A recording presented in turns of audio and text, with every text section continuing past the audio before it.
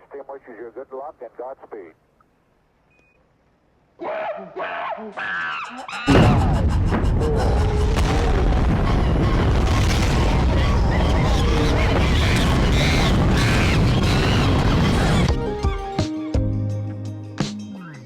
Space Monkeys blasting off with Zachary and Shelton from Unit Network, a very interesting project that just recently fell on my radar. Very happy to have them here on the show. Guys, welcome.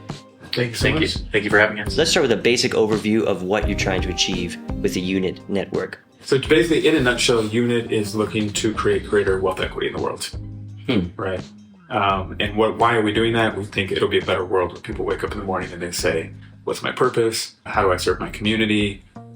What am I passionate about? Right. And we think a lot of that is related to finances. And so really we're looking at disrupting the entire financial model.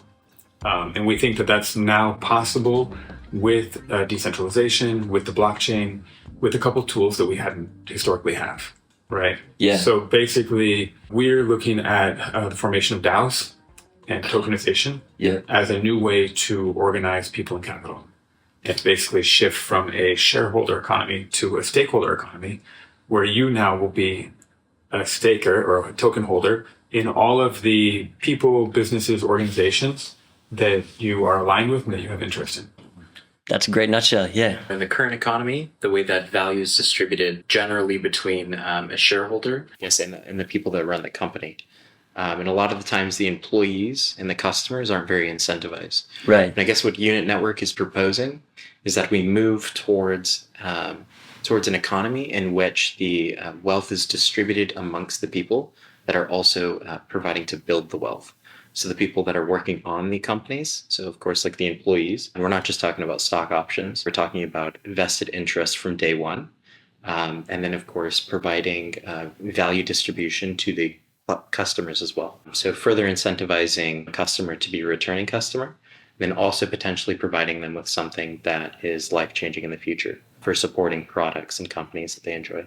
Yeah. Interesting. And I'll say, like in a nutshell, just imagine when owners, investors, employees, and customers are all incentivized to work towards the same goal. Okay. Yeah. Right. All right. So aligning people on incentives to build out together. Yes. Very cool. How long have you guys been part of this project? Yeah, so I've been part of Unit now for about a year and a half. Okay. I got introduced by Michael Healy, who I Right. first had a conversation with when we were working on a project called the Canggu Shortcut. We're building a road in Bali, Indonesia, Okay. for a village. It kind of cascaded further because we were looking at tokenizing that road. So Okay. A technologically advanced road? No. Okay. So it was a basic road, but we were looking at using tokenization to raise the funds through the community, because of course, the community members couldn't contribute large amounts. Right. So instead we had to create a mechanism that could enable them to invest into a project that otherwise wouldn't be reasonable for them. That is really fascinating. This is what you were working on before. Yes. Yeah. Okay. Interesting. Funny, I think we came in around the same time, about a year and a half ago. Okay. I was moving from from California back to New York. It was during the pandemic, and I was like, okay, I need, the film. I'm also a filmmaker. Right. Budgets had kind of got slashed, and there wasn't as much work. And I was thinking, okay, I think I need to, do something else in addition to the filmmaking. Yeah. And somebody gave me a great piece of advice, and they said, instead of looking for what you're good at, look at what you're curious about. And this was a while before I met Michael, also in Unit, but I started to think, like, I'm just really fascinated by decentralization and the blockchain. Yeah. And I started that deep dive. Yeah. And it's like, reading books, listening to podcasts like this one, that kind of stuff. Yeah. And then I heard Michael speak on Elevation Born, beautiful show out of Australia. And basically was like, how do I learn more? He's like, oh, we have a free blockchain course. I was like, really? Great. I'll sign up for that, 6 weeks. And then I finished and I was like, do you need help building this? And he was like, yeah, actually we do. And then I just kind of jumped right in. Okay. What's your role now at Unit? So at the moment, I'm leading the city growth initiatives. So basically creating city communities around the world. So Interesting. We have over 8,500 members in 60 plus cities. Really? In 5 different continents. Which is wild. So what does that mean? Yeah. That means, like, for example, today I get a Telegram chat from somebody in Nairobi going, hey, we're doing a Twitter event from Safari DAO. So I was like, oh, cool. Let me jump on this. Let me send that out. Even though they're in Nairobi, they're talking about building a blockchain and Web3 ecosystem in Africa. Yeah. So I jump on and right away, I send that over to Lagos. I send it to Cape Town. I send it to other places. Okay. And those community members are like, oh, amazing. Let me jump on and hear that. Huh. So we're starting to build that ecosystem of collaboration. Yeah. Okay. I guess we believe that communities are really going to be the driving force for the next 5 years in crypto and blockchain. Yeah. Realistically, I think in order for us to grow, we're not just looking at benefiting an individual, we're looking at benefiting entire communities so that they can grow together. You're building on Substrate. You don't have a Parachain yet, or you do? We're on the Rococo testnet right now. You're on the Rococo testnet? Yeah. Okay. Bit on the last one. Somebody beat us. But I'm sure in the next couple months we'll get our Parachain and get set up. Of course. Are you guys doing a crowd loan, or are you just funding yourself? Funding it ourselves. Yeah. Nice move, Yeah. actually. Yeah. So what's the idea when you start producing block space? What are people going to do with that block space? So basically, what we have right now is we're looking at kind of a lot of different pieces of the ecosystem and trying to put them all in one place. Yeah. So basically, you can go on right now in a few seconds, no code necessary, you can create your token, right? And what comes with that is a complete decentralized exchange and everything that you would need to kind of run that token financially from a financial model. Oh. Now, in addition to that, we're going to give you all the community management tools because, as Shelton said, the strength of your token is going to be directly related to the strength of your community. So if you don't have a strong community, you're not going to do much with your token. Right. So we give you those tools, and then we also are going to have a marketplace.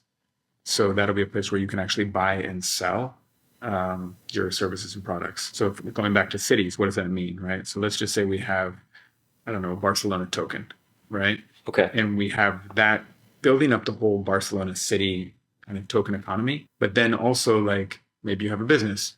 So if you want to be listed in that Barcelona marketplace, you have to accept Barcelona tokens. Okay. So now we have that utility where you can see kind of that circular economy. And the idea would be that the Barcelona token would be used to invest in all of those businesses in Barcelona. So now, even though somebody may be doing the same thing as you, because we have the same investment, we're linked together. And if the Barcelona token goes up, it actually helps all of us. Right. So we're really working towards a collaborative versus competitive model, even if you're in the same business. Right.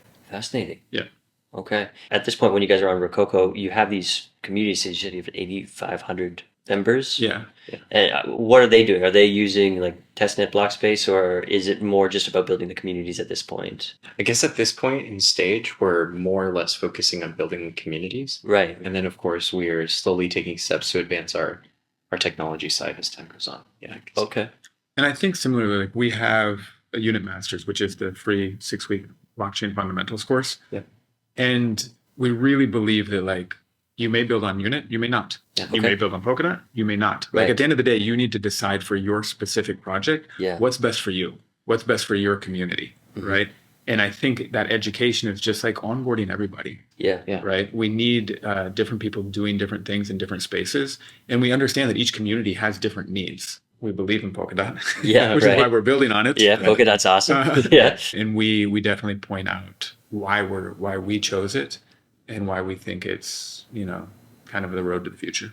Okay. How have you hooked these community members so far? Like, how do you get their attention, and how do you get them into it? One is our education program. So obviously a lot of people come in and say, oh, wow, I can learn about this for free. Right. There's study groups. I can meet other community members. We have live local meetups. We also have a Ventures Accelerator. So say you've gone through, maybe you've been thinking about a business for a while. Maybe you have a current business and you're like, I want to put this on chain. Yeah. And I want to tokenize it. Really? So we're like, okay, great. You have to apply. Okay. But if you get in, it's a 6-week program with experts every week that are going to kind of teach you tokenomics and how to implement that and what that might look like. Okay. But then it's like we also do conferences. So for example, say we run a conference on, I don't know, art, right? So then we're going to have people from within the art industry, all different areas, connected to Web3 that are going to have a day of talks. So we're really trying to not think about what we want, but what does the community want? And we put that out to them and say, hey, what kind of courses are you guys interested in? What kind of support do you need? Right? Let's put that together. Gotcha. Give people a broader opportunity for either building on the unit network or, of course, opening up to looking at other blockchains in the space. Because we do believe that collaboration, through the different ecosystems is really going to drive the future for crypto and blockchain. We don't necessarily believe that it's going to just be one ecosystem, which is why, for instance, currently the top 20 major coins on its platform, including Bitcoin, Ethereum, Polkadot, of course, Polygon, things of those sorts. So we're looking to not only, of course, support the Polkadot ecosystem, but also support the broader space, because we think that it's going to be a collaborative effort to build what it is that we're all trying to achieve. So on this tooling, people will be able to use tokens from other ecosystems to, I don't know, invest capital into businesses or communities or whatever. Is that what you're saying? Yeah, and that's done through wrapping on the platform. I guess not to get too far in, but sure. No, go for it. That's some of the coolest stuff. Yeah, is done through our vaulting mechanism, which is decentralized depositing and withdrawing, which also has to do with the wrapping on the platform of assets. Okay, so is this like a lock and mint situation? Through our vaulting mechanism, we are allowing people to open up collateralized vaults. Okay. Using crypto, so they lock up the crypto on the platform. For instance, the unit token. So they're locking up their unit tokens on our platform to use as collateral. Yeah. As deposits come onto the platform, instead of us pooling those deposits in these centralized wallets or of course even just cold storage wallets owned by the community, we're actually distributing our deposits throughout our users. Yeah. So our deposits are no longer held in just 1, 2, 3 or 4 wallets. Yeah. They're held amongst our users. So we're looking for further decentralization of the funds, because of course one of the things we've seen is that people can either be hacked or they can run off the funds. But if your funds are distributed amongst millions of users, so users on your platform, they're putting up collateral to hold these external assets in their vaults, right? Yeah. Which then get minted as wrapped assets on your network. 100%. Okay. It's a model similar to like what Interlay is doing with Bitcoin, right? Right. Yeah. Yeah. Okay. It's similar. Yeah. Very similar. Okay. Yeah. Cool. Yeah. Cool. And a collateral for these vaults, is it unit token, or is there other collateral as well? It's currently unit token. Yeah. Okay. Unit token is the main form of collateral for the vaults. Okay. Is there any risk with like the volatility of unit, or is it like super over collateralized, or how do you deal with that? We have it quite collateralized. So like right now, just the way that they pay out, I think it's like a 1-to-5 ratio. Wow. So there'd be 5 times as much unit in vault as there would of the deposit that the user would be receiving. So it's heavily over collateralized.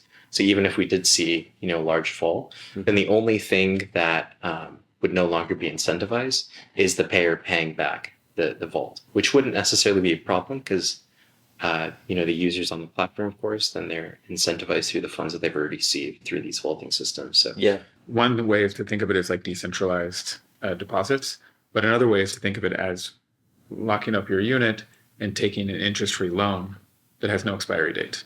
So there's 0 chance of a margin call. Right. And part of the reason we do this is like we're constantly watching the news and you see these things happen. Maybe there's a micro drop or something and then people get liquidated.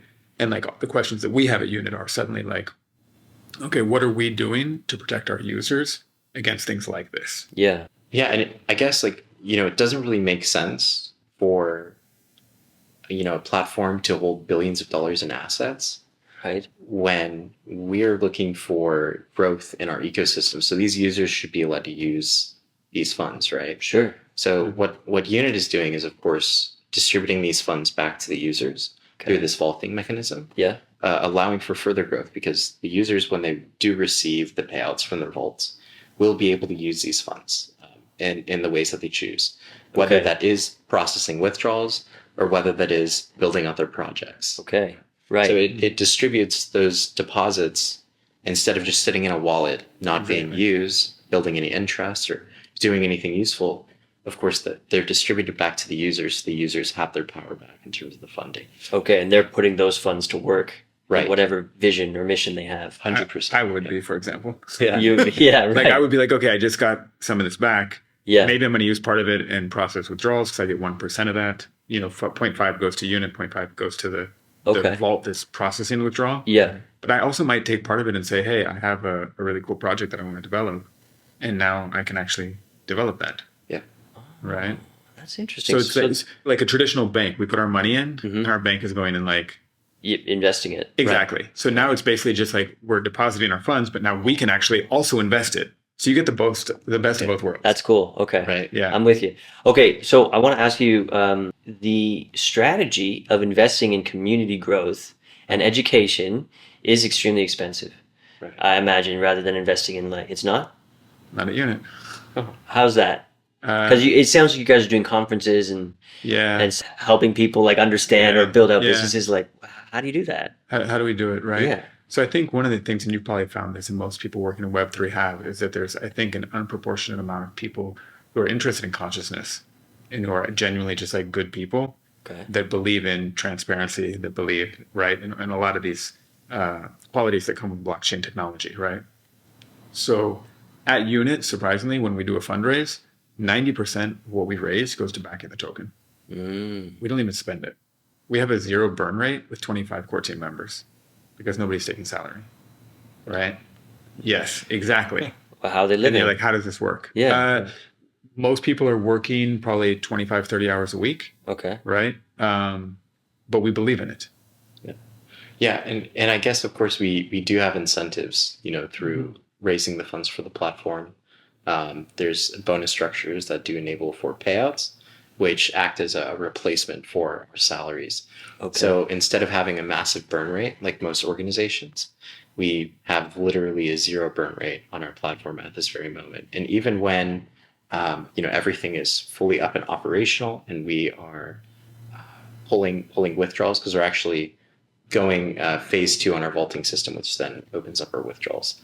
Just to be clear there, but once that's all open and operational, our core team, which are the people who are currently working on the platform, they'll be taking essentially their salaries through the funds that have been raised from the platform. But like we said, 90% of it goes to the token, and then 10% gets distributed amongst the core team. We also have a Cliff Invest, which pays us out in tokens. And then, as core team members choose, they can sell those tokens on the exchange. But it's long term. We're talking a 3-year cliff, 5-year vest on the project. Wow. So I guess what Unit Network is looking for right now in people mostly is people who are willing to collaborate and distribute time, and hope that time, of course, has a benefit in the future on the value that is added, through what has been built from that. Okay. So, yeah. And there's another side. I think the authenticity really comes through. So if we say, hey, we're providing a free course to people, and we're putting our time in, then when I go to somebody and say, hey, would you come and teach about DeFi? Would you put an hour in? They're like, yeah, sure. Like, they're not going to ask for pay. They're going to say, yeah, we're happy to come and contribute to the community and contribute to the education. Same thing when we run a conference. It's like, hey, we have a panel of speakers. Like, this is for the community. It's almost like a chance for them to come and give back. Wow. Okay. Same with our ambassador program. People who are helping to moderate or curate, for example, Mexico City. So right now it's Art Week in Mexico City. Okay. So people are like, hey, they're curating it, but it's also connecting people and saying, come check out my exhibition. I just saw somebody just arrived. They're like, hey, I just got here. What's happening? Right. So it's I think creating value, right? So Davos just happened, World Economic Forum. Our Davos community is probably about 600 people now, which means that when you show up there, or you're coming and you're like, hey, I need housing. We've got an extra bed. Oh, hey, I'm running Arabian Nights. I've got an extra ticket. Suddenly you have the difference between networking and community. Right. Networking, people show up to an event and they're like, what can I get out of this? Right. Community, people show up and they say, what can I give? Wow. Yeah. Okay. So a lot of it pays off in both directions too, of course. Right. We've been provided tickets to go to conferences. Yeah. And then we've also provided tickets for other people to go to conferences and have opportunities to do stuff like that. So it's not just, of course, one way. And that's the importance of the community, right? It's not like we're always just looking for how we're going to benefit ourselves. We're looking at how this is going to benefit the overall group of people. It's fascinating. 100%. Yeah. So say, for example, if I talk to a fund and they say, we're raising a bunch of money and we want to support women entrepreneurs in Web3. Sure. I'm like, oh, that's amazing. Hey, I just talked to somebody who has a phenomenal project out of Berlin, and it's I can connect those two people and there's no interest, right? One of them has a phenomenal project looking for funding. One of them has funding looking for a phenomenal project. Let's put them together. Right. That's community. Very cool. Yeah. Really, really cool. I feel like this is the version of community that a lot of people in this space are looking for. Totally. Right? So this maybe answers the next question I was going to have, which was some confusion in my research for this. It looked like you guys had more than a dozen founders or something, and you said 25. Yeah. builders, but like I saw somewhere it was like 80 or something. Like Nah, no, okay. So but where do these like kind of unusual numbers come from? Yeah, so basically we have, I mean, because we're a DAO, there's no bosses here, right? There are leaders. Obviously, we need people with expertise and experience Right. that can lead different departments, right? Like I'm not a developer, I wouldn't lead that department, but you might be, Yeah. right? So in that sense, people come on, we become core team members, which is basically you're contributing, and then after a year or two, you know, you've seen that okay, this person is here for the long haul. Yeah. It's like okay, let's become a co-founder. Oh, right? okay. Understood. And then we have advisors, people who may not be able to put in the time, but are interested in the project and want to support it in some way. Wow. And then there's also, you know, there's operational advisors who are people who are kind of more month to month checking in. But then we have a lot that are just like supporting. And, and there we're talking about 300 people, influential people within the community Yeah. that are like, when you need something, reach out to me. Right. It's almost like having like a retainer or something. Yeah. Yeah. Right. And then you have those 8,500 people as well that are kind of building, right? Right. Yeah. Yeah. No, it's amazing. So, for example, I'll give you a recent example. I was Sure. talking to one of these advisors, and he's a lawyer. And then the Ventures Accelerator was like, "Hey, our legal talk speaker dropped out." Like, and I'm like, "Okay, let me call this guy back." And the next thing you know, it's like slot him right in. So he might not be super active all the time, Mm-hmm. but they're there to support us when we need it. Right. Yeah. That's what community is all about. Yeah. This is cool. And this is not exactly what I imagined this conversation would where it would go, but Totally. and you guys are going for a Parachain. You said, is this on Polkadot? Yeah. Going straight to Polkadot. Mhm. You guys feel ready to run a Polkadot Parachain? I think so. Definitely. Yeah. I'm like itchy. I'm like 9 at the bit. I'm like, come on, guys, let's get it. Yeah. And then what's the first cool thing you guys will be able to do once you get the Parachain running? I mean, ideally, I'm talking about just putting everything on chain, and because Yeah, it's financials, sure. it's like it needs Super to be. important. So, like, we're still in beta right now. Right. We have what 45,000 plus users. Yeah. something like that. 45,000 plus users. What? Yeah, yeah, Yeah. Accounts. Yeah. It Okay. counts. Yeah. Yeah. Yeah, it's probably 4,000 at least unit token holders. Yeah. There's currently Right. about 4,000. Okay. So again, we're still in beta, but Yeah. it's like we're not going to move out of beta until we get on chain. Right. Yeah, of course. Right. Right. So like yeah. we got to get on chain. We have to make sure all the withdrawals are working. Right. So there's certain things that we need to get lined up, Mm-hmm. and those are like the first thing that we'll be able to roll out once we're on chain. Yeah. Cool. You know, something that we're hoping to I guess further solve is just figuring out a way to incentivize it so that we can get people to stick along in the long term. Radical. I think for me, the biggest challenge is shifting the way we think about investing, and particularly the way regulators think about investing. Okay. And I think traditionally, investing has been set up in a way that kept a great majority of people out of the game, right? Sure. And I look forward to a day through tokenization where, you know, right now, if you look in America, 90% of the people have debt. This is a very unhealthy financial system. And you see it. People are stressed out. People aren't doing things that they love. The economy isn't growing as fast as it could be. And I'm looking for, like, in 10 years with tokenization that we've shifted it so that 90% of people are actually invested. Right. And what that means is going from being in debt to saving to investing. And think about, like, when 90% of the people are invested, how that's going to change our everyday lives. Yeah. Right. And I was going to say, even again, Yeah. I mean, I think we're even lacking vocabulary Mm-hmm. because I'm saying investing, but traditionally you invest to make something back. That's right. But yeah. now we're looking at decentralized community tokens. Right. So what that is again, we're lacking vocabulary, but it's me supporting, so to say, right, the local coffee shop. Yeah. And owning a stake in it, which also gives me perhaps governance, right? Right. So I actually have a say in maybe how the business is run, Right. what things they're going to offer, right? What their board of directors might look like. There's so many different things. Yeah. Right. We're co-founding, collaborating. Exactly. Or something like right, that. exactly. Yeah, it's better aligning the community with the businesses, really. Right. Because, you know, as of now, of course, I guess there's potentially a place for customers to voice their concerns and needs. But a lot of the times it's not efficient enough for the businesses to actually know what to do with the information. And we think that through blockchain, that's something that could potentially be solved, of course, through being able to have the token holders have polls, also have a little bit more of a transparent way to voice as an overall community to make changes in businesses that incentivize the business and the community overall. Gotcha. Yeah. And the thing that strikes me about all this is how these investments or co-building situations are happening on a local level, Right. Yeah. which is really fascinating. Yeah. You know, where we can kind of clean up an area. We can make a small area efficient and beautiful. Right. Instead of like investing in something we don't understand across the world or something. Exactly. Like Totally. that. Right. Yeah. Focusing on your local community. Right. Yeah. Yeah. It's good stuff, guys. Thank you so much for coming on the show. I'm really happy to meet you, and now I'm hooked on Unit, and I'm looking forward to seeing where you go. We'll be sure to cover you on the channel going forward. Awesome. Thank you so much.